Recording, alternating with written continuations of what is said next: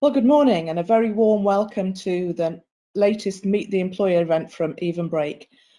These are quite new events that we started a couple of weeks ago with ITV, and it's part of the new Career Hive from Even Break, which is a new service offering relevant and accessible career support to disabled candidates. And one of the things that we do, amongst many others, and do have a look at the Careers Hive if you haven't already, is that we meet some of the employers who use Even Break so that we can ask them questions on your behalf and you can ask questions too. So I'm very, very pleased today that we're joined by Network Rail, who were actually one of our very first employers back, I don't know, 10 years ago. And then there was a bit of a gap and they've recently come back. So it's great that they're with us now. I'm going to ask them questions, but if you have any questions that you would like to ask, feel free to write them down in the questions box and I'll get to them later on, because we're keen for you to take advantage of this opportunity to really find out as much about this employer as you possibly can. So we have a sign language interpreter, as you can see. We would always have captions, and I have to apologise because unfortunately at the last minute we were let down by our caption company, and so there aren't captions for today's event. However, the event is being recorded and there will be captions on the recording. So if you need captions, please have a look at the recording later on and we'll have captions added to that, because we really don't want to exclude anyone at all. Okay, so welcome to the people from Network Rail. We have Caroline and Charlie. So Caroline, can I ask you just to introduce yourself and tell us a bit about Network Rail and a bit about your role there? Absolutely. So my name's Caroline Eglinton. I'm the Disability Inclusion Lead at Network Rail. My role's called Access and Inclusion Manager. I work within the Diversity Inclusion team at Network Rail. We have a diversity inclusion strategy, and sitting within that is the Disability Matters strategy. So I lead that work at Network Rail, helping to ensure that we are an inclusive employer to disabled candidates and employees, and that's the reason that I've come along today. I am disabled myself. I consider myself disabled. I have cystic fibrosis, which is a genetic condition. I've had that since birth, and interestingly, last year I was diagnosed with ADHD. So I really identify with the challenges that that come along when you don't have access to the right adjustments in a workplace. But I also am absolutely aware of all of the benefits that employing talented disabled people bring. So I'm delighted that we partner with Even Break for this service.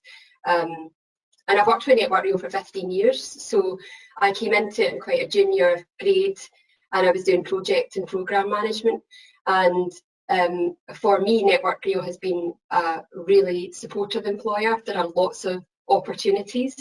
We have 44,000 employees at the moment across 2,000 sites in the UK, so there is a breadth of different roles at different sites, and there are lots of opportunities for development, and that's what I really loved about Network Rail.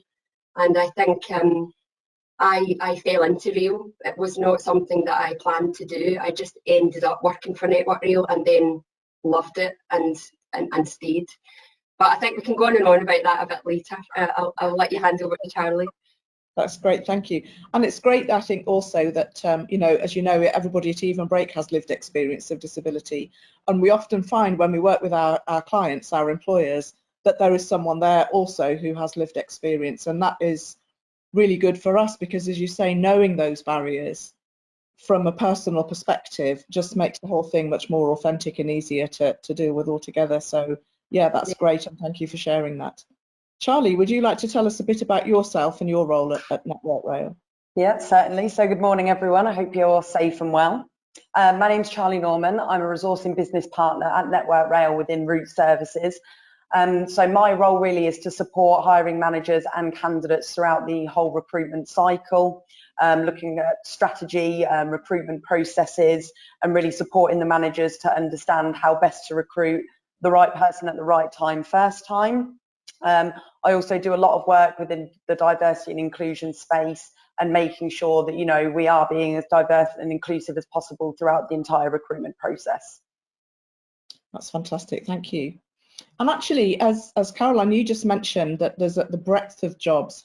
I wonder if sometimes candidates might look at Network Rail and assume that all the jobs are out there on the track or in stations, and actually, of course, it's much more diverse than that. Could you give us, you know, examples of some of the different kinds of jobs that are available? Sure. I'm going to just talk about this for a moment, and then I'll hand over to Charlie, because she'll have a lot more information about the types of roles we advertise. But from my point of view, when I came to work for Network Rail, I think my mum said something about, you know, driving a train or whatever. And actually, Network Rail doesn't run trains. So Network Rail is the infrastructure owner. So that means that we take care of and manage all of the track, bridges, signals, and actually all of the stations. We manage 20 of the largest stations in the UK, and we call them managed stations. And all of the other stations are owned by us, but they're leased to the train operating companies who then manage those stations. So for us, the roles are around project work, so the big capital delivery projects that we do to develop our infrastructure. And it's also the everyday running of the railway, the things that we have to do to get people and goods to where they need to be. So that's timetable planning. It could be maintenance on the track. It's basically everything that a massive organisation of our size has to do. So it could be finance, it could be training, it could be human resources. We have lots of project work going on, so project teams. And route services is one of the biggest parts of our business that is not devolved to the regions, because we are a regional sort of structured company. And Charlie will be able to tell you about the types of roles that they have there. Yeah, Yep. do you do it, Charlie? Yeah, certainly. I mean, I think you actually covered it off quite well. But there are over 4,000 different types of job within Network Rail. And like Caroline said, that could be anything from sort of track maintenance, project work, engineers, training, IT, all the kind of customer service type roles within the stations. But then we also do have finance, accounting, HR, site operatives, technicians. So it really is a broad range of roles, from out on the track right through to office roles, and it's kind of entry level all the way up to, you know, senior management positions and above. So huge variety. Yeah. I mean, that's great. And I've looked at the jobs on Even Break, and it is just so diverse. And I just want candidates to know that there is all of those opportunities available there. It's not just a very narrow kind of And so is the recruitment process the same for all of those roles, or does it vary? And what does it tend to look like? What do candidates have to go through for the recruitment process? Mm-hmm. Generally speaking, it is quite consistent, but again, it will depend on the type of role that we're recruiting for. So obviously, someone that's going to do a job out on track will have a different experience to someone that's going to go for a more office-based role. But generally speaking, sort of stage one would be an online application. So you'll answer a number of questions, provide some personal information, and upload your CV. Stage two, not every role, but a lot of roles will have an assessment or assessment centre. So that might be something like, if we're doing high volume recruitment, we might, not in the virtual world at the moment, but you'd invite everyone in together and you do some group activities and do a little bit of a get to know session. So the managers would talk a little bit more about Network Rail and that specific role. And then obviously we'd get the opportunity to ask the candidates questions and find out a little bit more about them personally. That might also look like Excel testing, for example. We use SHL. You might go through a personality test for a kind of mid to senior management level role. Sometimes we do kind of telephone interviews initially, again, just to get to know candidates or ask more technical questions about the role. Then stage three would be your face-to-face, or at the moment, virtual interview. And that would be a competency-based interview. So it would be questions like, tell me about a time when, or describe a time where. So we're looking for kind of candidates to draw on their previous experience and provide us with examples. We would also look at a diversity and inclusion question and a safety question, because obviously diversity and inclusion and safety are, the top two most important things to our organisation. Stage 4 would then be medical and pre-employment checks. So again, that would vary depending on the role that you've gone for, because not every role requires a medical, whereas other roles might require a medical and additional questions around that. Again, more for kind of track and maintenance roles. And then stage 5, the successful candidates would be welcomed on board and they'd go through their induction. And as part of that process, we do offer tips and advice on how best to prepare for interviews and things like that. So we do send information out to candidates, help them best prepare. Oh, that's great. So you send it out to them as opposed to it being on the website? Yeah. Okay. And what happens if a candidate needs particular adjustments? I'm thinking that, for example, some of our candidates aren't great at interviews, but they'd be really good for the job. Is there an opportunity for them to say, actually, I'm going to need the questions in advance, or I need more time, or is there a way other than interviews I can be assessed? Is there an opportunity for them to do that? Yeah, absolutely. Because again, when we contact the candidates to arrange interviews, we will always ask that question. And, you know, we make candidates aware that at any point in the application process, they can make us aware of any reasonable adjustments or anything, you know, any additional help that they might need. So, yeah, there's the opportunity to do that throughout the process.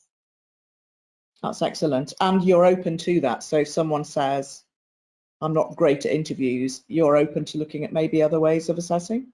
Yeah, absolutely. So when I mentioned earlier the assessments, you know, sometimes we use, for example, video interviewing. Not every candidate might feel comfortable doing that or be able to do that. So there will always be an alternative so that we can still assess candidates in a fair and consistent way, but also make it accessible for everyone. That's great to hear. So what tips would you give to a candidate to shine? What are you looking for in a candidate when you're recruiting? Yeah, so I'd say initially would be the CV. So just making sure that you tailor the role, your CV to the role that you're applying for, so that it highlights your key skills, your experiences, and any kind of notable achievements that you'd want to make us aware of. Just make sure it's formatted clearly, bullet pointed, really easy to read. Make sure your most recent employment is at the top. I would also recommend doing some research about Network Rail and looking at our behaviours, our values and our approach to diversity and inclusion. And like I mentioned earlier, in terms of interview prep, that's really important, but we do send out some information. Typically, we recommend the STAR method, which is situation, task, action and result, so that when you're looking at developing the examples that you might use during the interview, it's almost like telling a story, having a start, a middle and end, again, just so that you're in the best position to really showcase your skills and experience. And then I would just say, as difficult as it might be, just try and relax, try and, you know, engage with the managers and make it more of a conversation. And, you know, it's our opportunity to sell ourselves as much as it is for the candidate to sell themselves. So I'd probably recommend to, you know, put some questions together as well at the end of the interview that candidates would like to ask us. Fantastic. So don't forget to anybody on the call, if you have any questions, jot them down in the questions box and I'll ask them on your behalf. But while I'm waiting for those, what's the culture like within Network Rail? Because I mean, the recruitment process is the start of it, isn't it? But actually, once somebody gets into role, they want to feel valued, they want to feel supported. What kind of, you know, what's available in terms of support for disabled employees? Do you have a employee resource group, for example? I'll pick that one up if you don't mind, Jane. So Network Rail are a disability competent leader organisation, which means that we are committed to attracting, employing and retaining disabled employees, and we have to be validated on that. So it's not just our opinion on this. So we have that validation, and we have good, really good policies and processes in place to support disabled employees. You have a choice whether you want to tell us everything about your health condition or not, depending on what role you're in. Of course, for some roles we do need more specific medical information, but if we're just talking about a general role, which is not safety related, you have the choice, and workplace adjustments and support is available to anybody with any type of condition, so you don't need to have a diagnosis even of a particular condition. We have a reasonable adjustments passport at Network Rail, which means that you can have a very structured conversation with your line manager and tell them about the barriers that you experience and what adjustments you might feel are appropriate to put in place. And then once that form is agreed, you can take that with you when you're promoted or to your next manager, and it's much easier to have the conversation again, and you can show that it's been successful and worked in your current role, which is good. We do have an employee network at Network Rail for disabled employees. It's called Can Do, and our chair is Nick Radford, and that it's been around since 2014, so it's not a new thing for us to have an employee network for disabled employees. And actually, we have 6 employee networks because none of us are just disabled or just have a health condition. So there might be other areas that you're interested in diversity and inclusion too. So we have a gender equality network, LGBT+.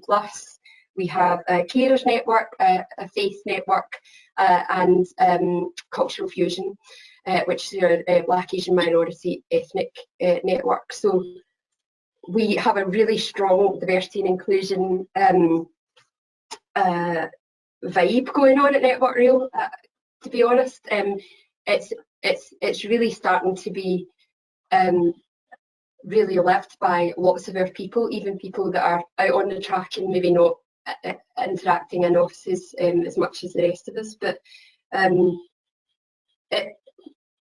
we also have Business Disability Forum, who we are members of, and BDF give us lots of toolkits and resources to use and share, and this helps us really get our managers and our employees to a good level of awareness about what it means to be disabled. I think there is quite a lot of misconception about what that means out there in the world, right? So, oh gosh, somebody's disabled, oh, what do we need to do? But actually, being disabled is quite a straightforward, regular thing for many of us, 1 in 5 of us in the UK.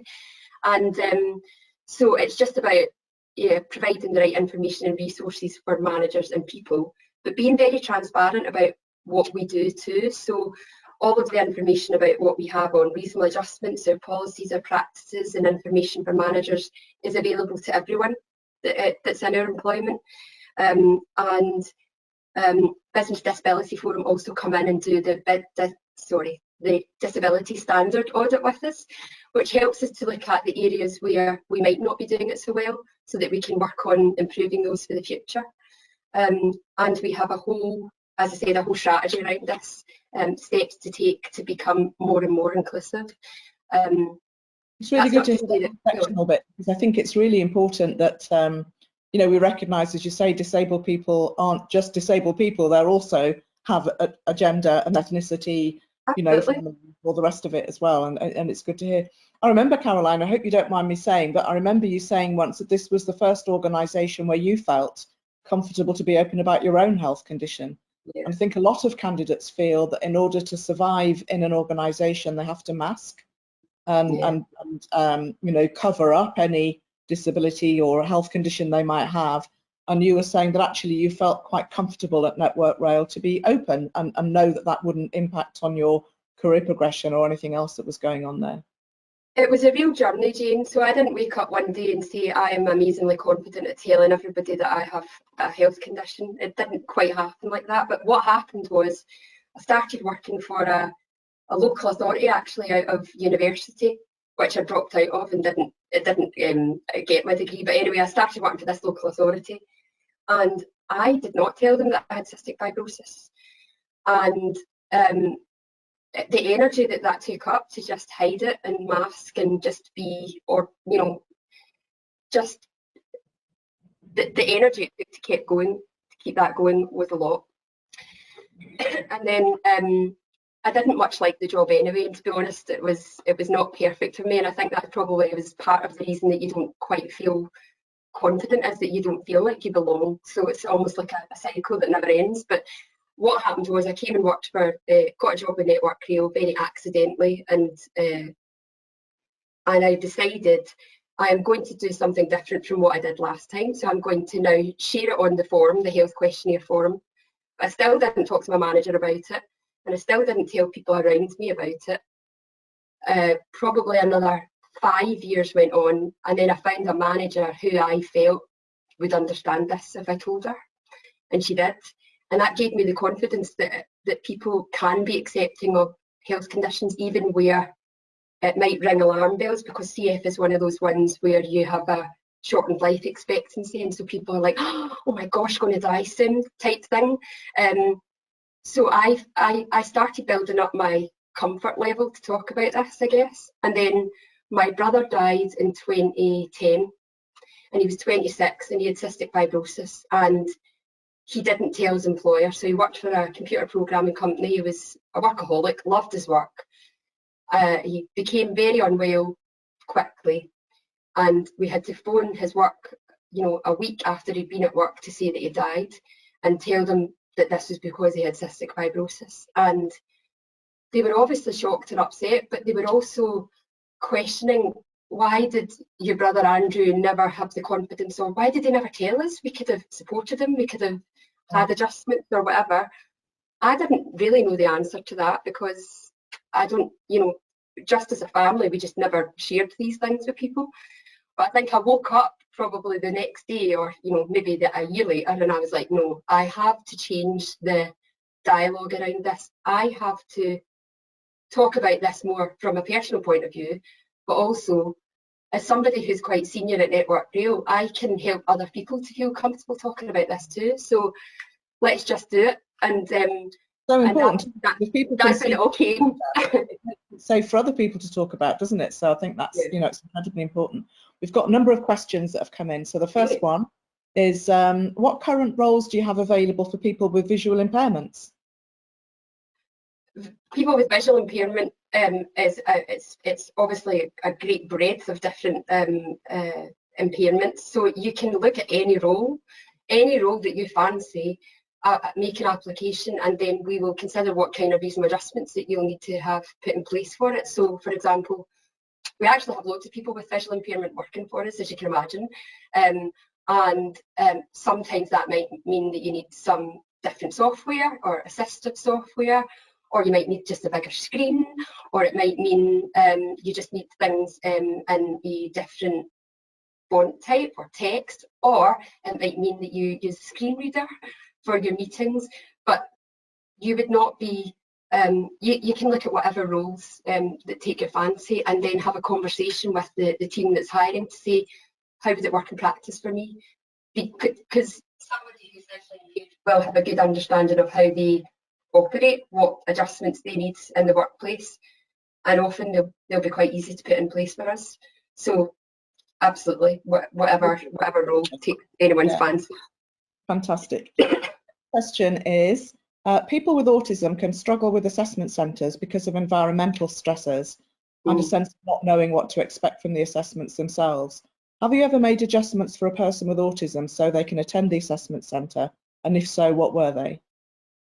Yes, everyone who's autistic is different, so we don't prescribe a set of adjustments for an autistic person to say these are the only ones that you can have. But we will speak to anybody with any condition and say, what do you think would help here?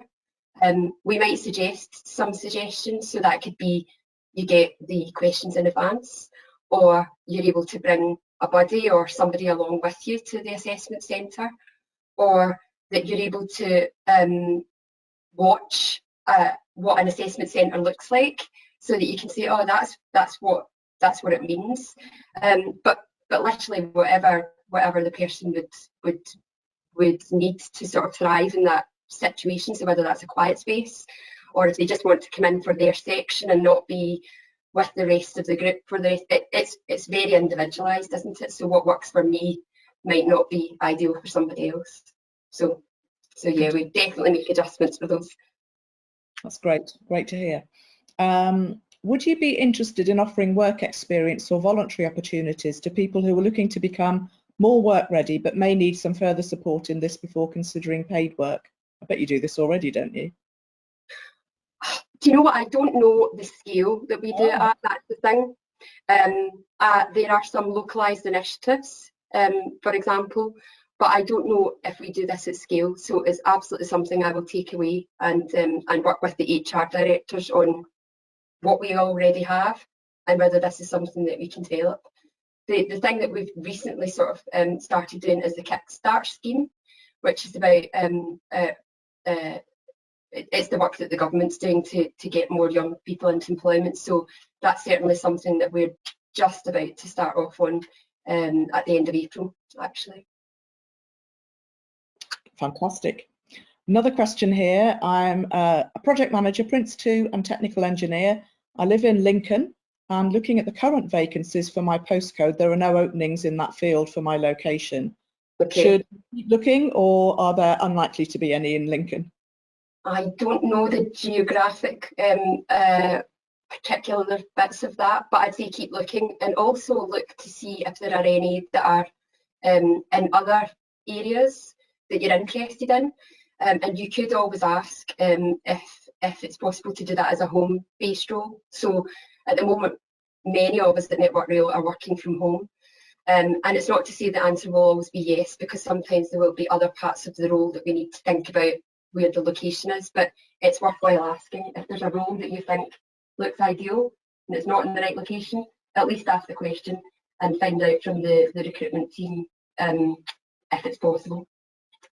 Okay, I mean, just a question of my own really is, because obviously a lot of people are home working at the moment, and some organisations seem to be saying, oh, we'll soon be back to normal, and others are now saying, actually, we see that this works for a lot of people, and we're going to continue to offer that blended or that option for, you know, whether you're disabled or not. Is that something that Network Rail are looking at continuing to do after COVID? Absolutely. It's going to be different for different roles, and it's not going to be a blanket gene across the business that everyone can now do blended, because there's some of our roles which are absolutely, they must be in a depot or they must be in a station.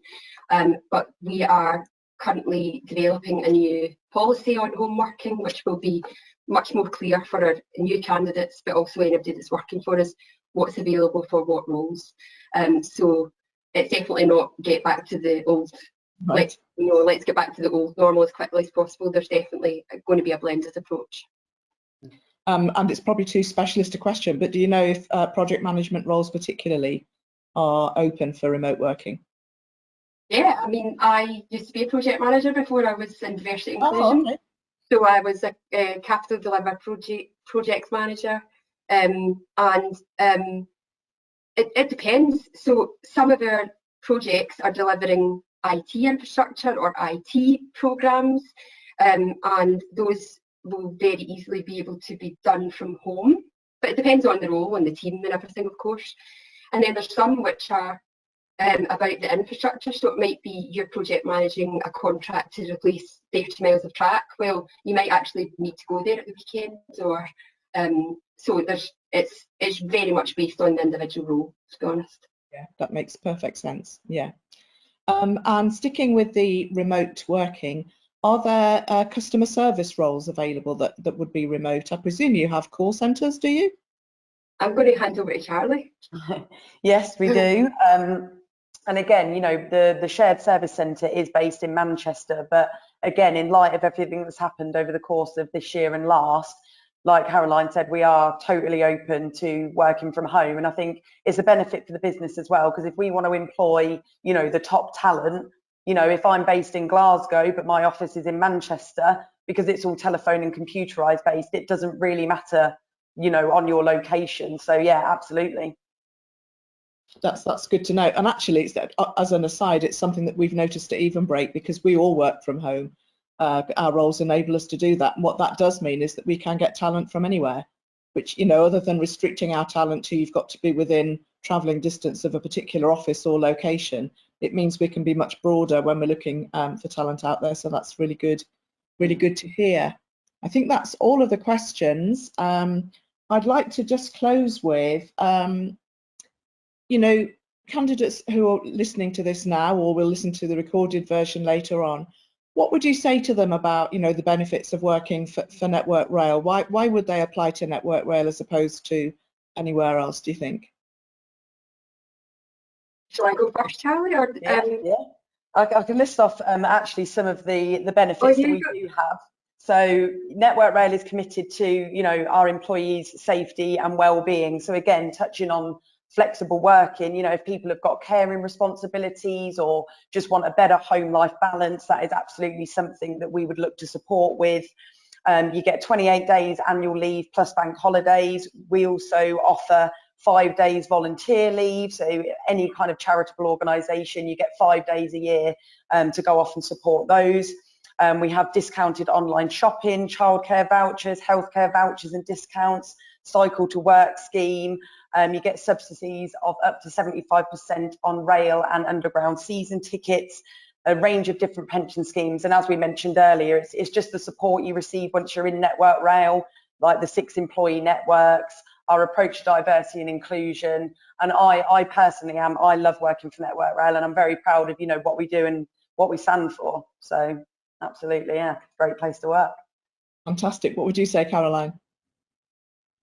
I think it's a brilliant place to work. We're very down to earth at Network Rail. It really is a business that's driven by the people that work for us. So I have made some great friends at Network Rail. I feel very much supported by Network Rail. They take into consideration everything about their people. So that is not just about whether you're disabled. It's about, you know, whether you're a parent or whether you're a carer. Just, you know, looking at the whole person rather than just one part of you. We have some great teams, we have great projects, there's brilliant potential to be developed in the business, and there are loads of jobs. So if you come into the business and you're not in the perfect job, it's not the end of the world. There are loads of jobs across the business, different roles. So yeah, it's been great for me. I've really enjoyed my time at Network Rail, and it's a great company to work for. So if somebody's listening to this and I'm thinking, have you got any vacancies? No, I'm not leaving Even Break, I'm kidding. But somebody listening to you now and thinking, yeah, that's somewhere I'd really love to work, and maybe at the moment there isn't a job available that's suitable for them, are they able to send speculative CVs in so that you could, you know, that would be around if that job came up? Is there a facility for candidates to do that? There isn't really, and just because the organisation is so large, it would be quite difficult for us internally to share that. But you can register your CV online and set up job alerts. You can put in keywords, locations, and then you'll actually be emailed once a job like that becomes available, and then you can make your application from there. So I'd recommend setting up some job alerts on the website. Excellent. I mean, you can do that on Even Break as well. So setting up, you know, job alerts for that kind of job on Even Break and on Network Rail means you've covered all bases, which sounds lovely. So thank you very much for your time today. Thank you for all of the candidates who've been on the call. Thank you for all your questions.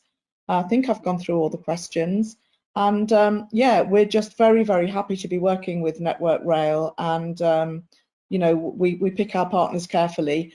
And we know that, you know, no organisation has got everything 100% right 100% of the time. There will be times when things don't go according to plan. But I think for me, the important thing is that employers are on this journey and learning, and they're learning alongside disabled people. So rather than, you know, that kind of rather ridiculous conversation about let's anticipate what disabled people might need before we you know, start employing them. Actually, that's the wrong way around. We should start employing disabled people and then find out what we need to do to improve that experience. So thank you very much. And there's a number of messages coming up thanking you both as well. So thanks very much indeed. We'll be doing another Meet the Employer event very soon. Have a look on the Career Hive for information around that.